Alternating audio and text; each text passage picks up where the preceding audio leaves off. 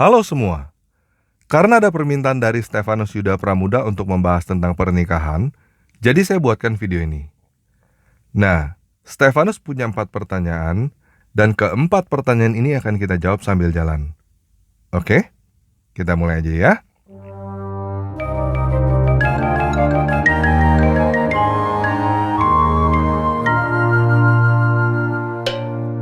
Yang pertama kita mulai dari yang belum menikah ya. Lebih baik mencegah daripada mengobati kan? Bagaimana agar kita tahu bahwa pasangan kita sepadan dengan kita? Di dalam Kejadian 2 ayat 18, dikatakan bahwa Tuhan menjadikan penolong yang sepadan. Nah, kata pertama yang saya ingin ajak teman-teman perhatikan adalah penolong. Menolong apa? Menolong kita untuk sampai ke tujuan. Karena pada ayat sebelum-sebelumnya, dikatakan bahwa Tuhan memberikan tugas kepada manusia. Nah, saya nggak tahu apa tujuan Tuhan di dalam hidup kamu. Saya juga nggak tahu apakah kamu tahu tujuan Tuhan di dalam hidup kamu. Coba renungin dulu ya. Apa yang ingin kamu lakukan di dalam hidup ini yang membuat hidupmu berarti? Nah, jika kamu udah tahu jawaban pertanyaan itu, kamu bisa tahu apakah seseorang bisa menjadi pasangan yang menolong kamu untuk mencapai tujuan itu atau tidak. Paham ya? Nah, kata berikutnya adalah sepadan. Sepadan itu bukan maksudnya sama ya. Sepadan itu maksudnya seimbang, cocok, setanding. Mungkin yang bisa saya pakai untuk menggambarkan hal ini adalah tangan dan kaki. Coba lihat kedua tangan dan kakimu. Tuhan gak ciptain kita dengan dua tangan kanan. Tuhan ciptain kita dengan tangan kanan dan tangan kiri. Tangan kanan dan tangan kiri tidak sama, tetapi sepadan, supaya kita bisa bekerja dengan baik menggunakan dua tangan kita. Tuhan juga gak menciptakan kita dengan dua kaki kanan. Tuhan ciptain kita dengan kaki kanan dan kaki kiri. Kaki kanan dan kaki kiri tidak sama, tetapi sepadan, supaya kita bisa berjalan dengan baik sampai tujuan. Oke? Paham ya? 2 Korintus 6 ayat 14 memberikan satu peringatan yang harus kamu perhatikan mengenai hal ini. Janganlah kamu merupakan pasangan yang tidak seimbang dengan orang-orang yang tidak percaya. Sebab persamaan apakah terdapat antara kebenaran dan kedurhakaan?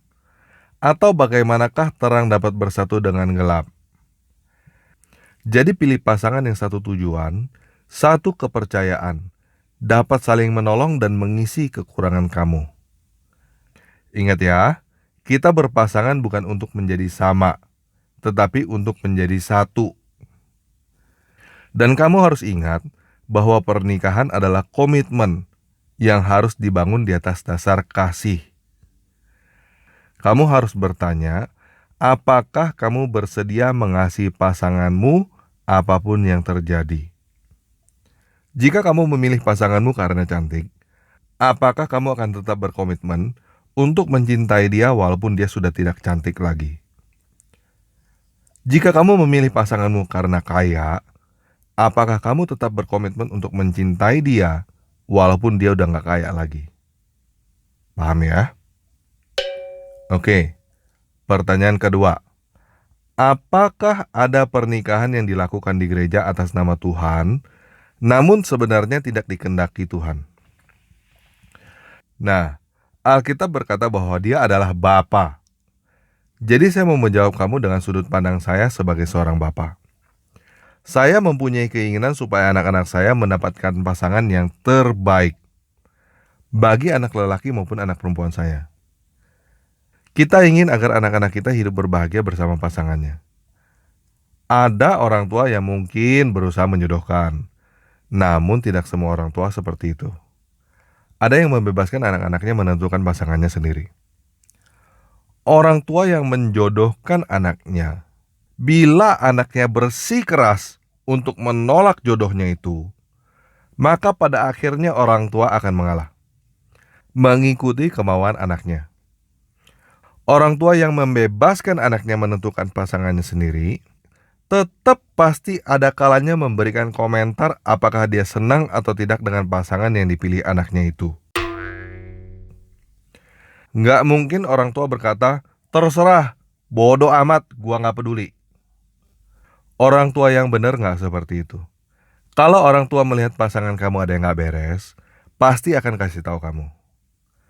Tetapi pada akhirnya, jika kamu memaksa untuk memilih pasangan yang tidak disukai oleh orang tua, tetap orang tua akan memberkati pernikahan kamu dan akan berusaha supaya pernikahan kamu berbahagia.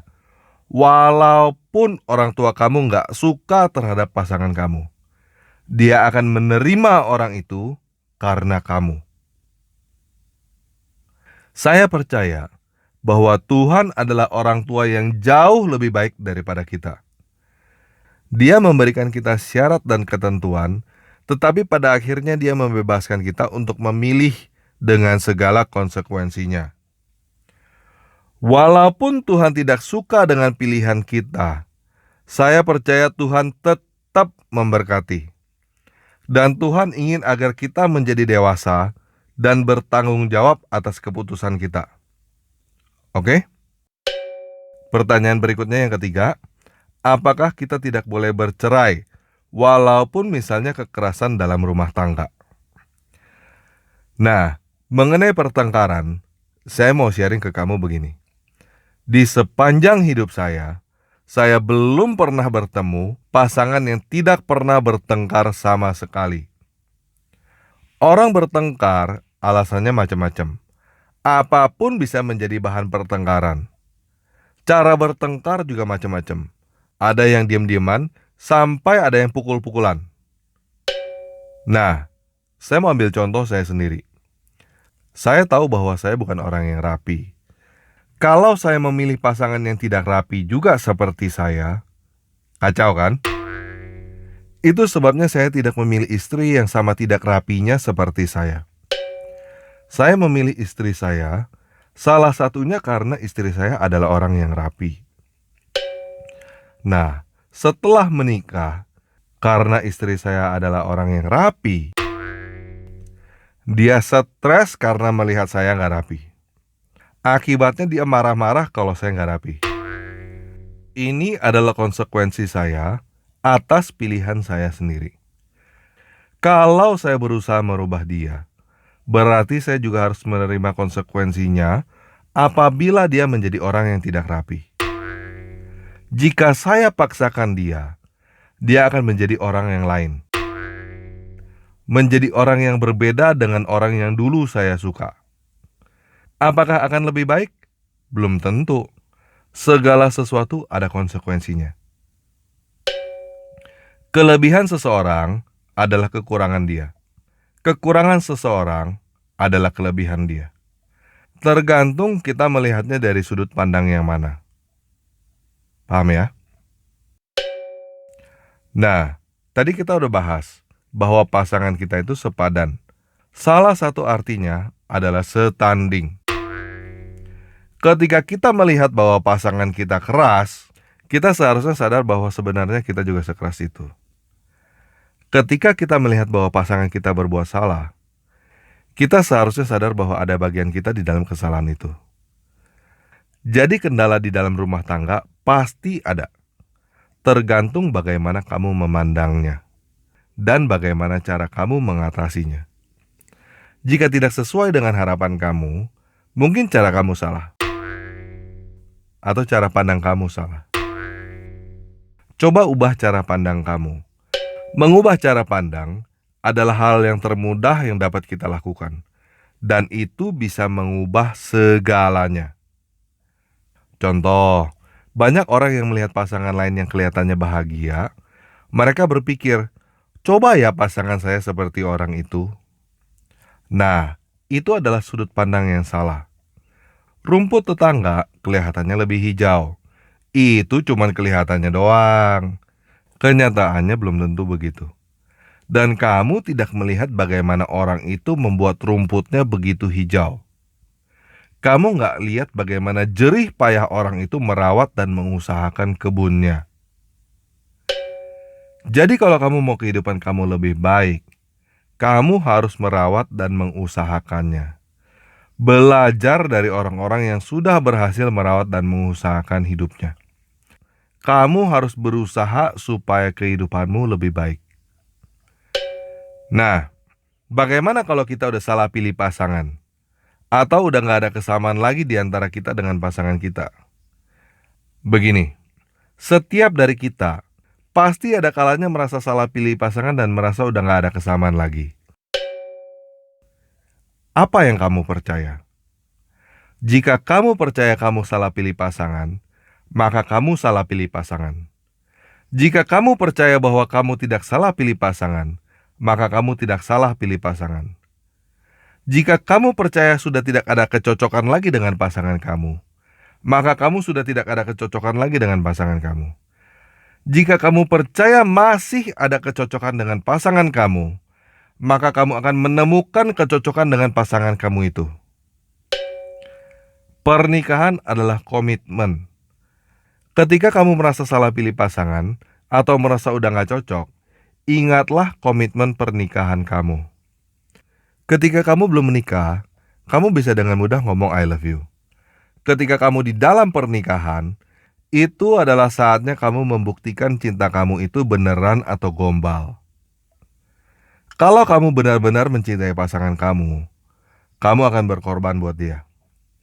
Kalau kamu tidak mencintai pasangan kamu, maka kamu harus bertobat.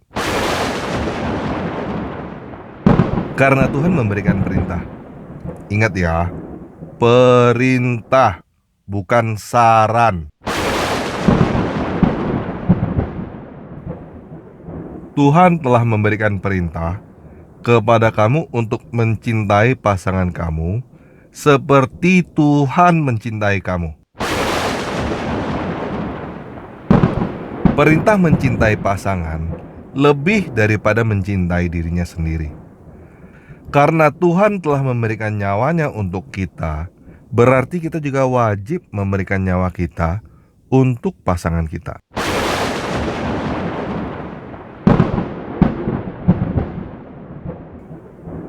Oke?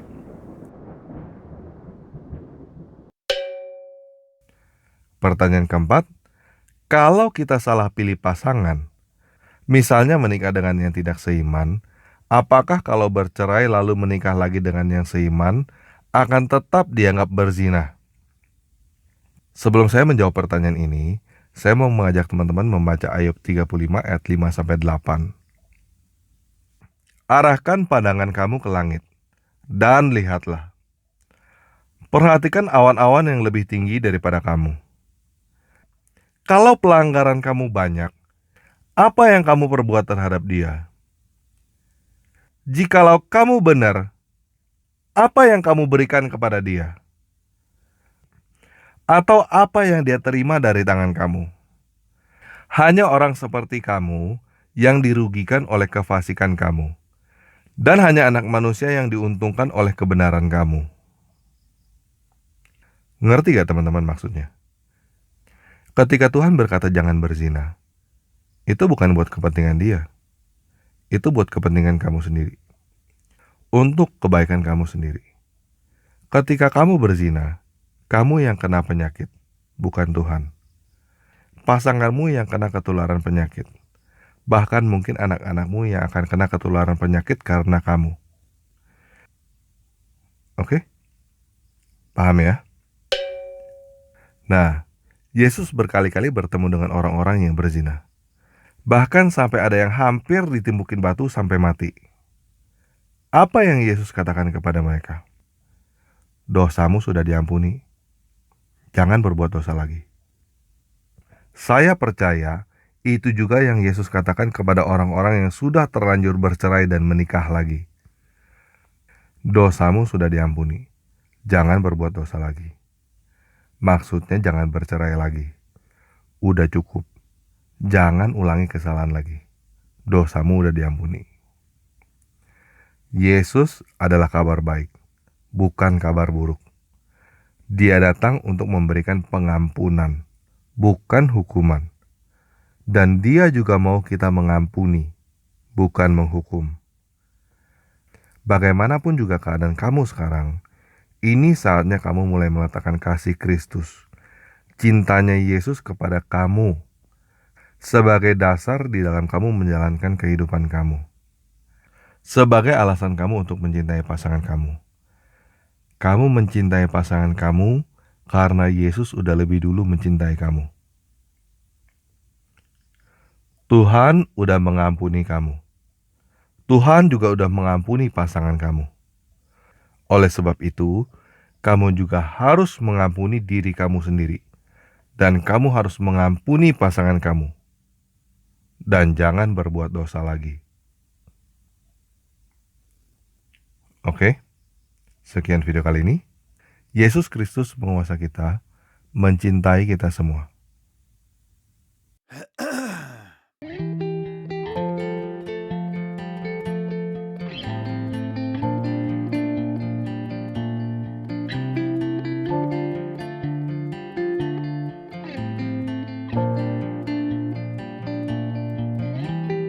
耶稣，我爱你，因你先爱我，在我还是罪人的时候，你为我死。耶稣，我感谢你，因你对我真好，背负我重担，你是拯救我的主。因你爱我，你救我脱离罪恶捆绑，一次献上，替我还清罪债，永无止境的爱追随我一生，我降服于你，让你爱我。因你爱我，你为我承担罪的代价，遍体鳞伤，让我身体安康，永无止境的爱追随我一生，我降服于你，让你爱我。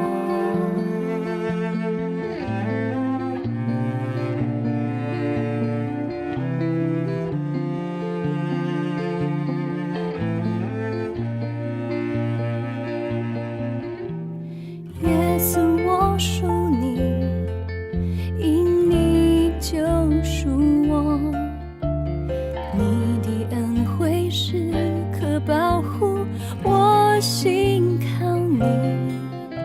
耶稣，我赞美你，因你真心爱我，赐予我红恩，你的供应引领我。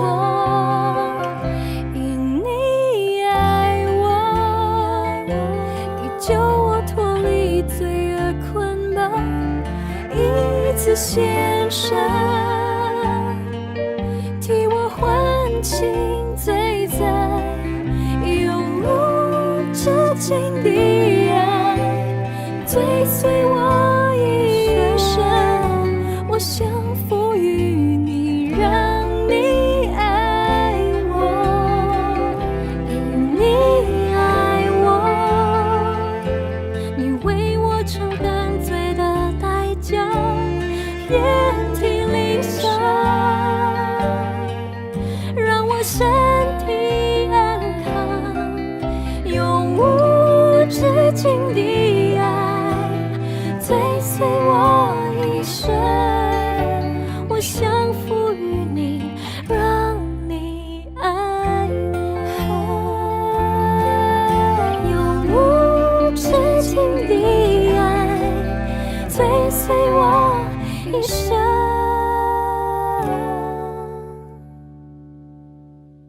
我想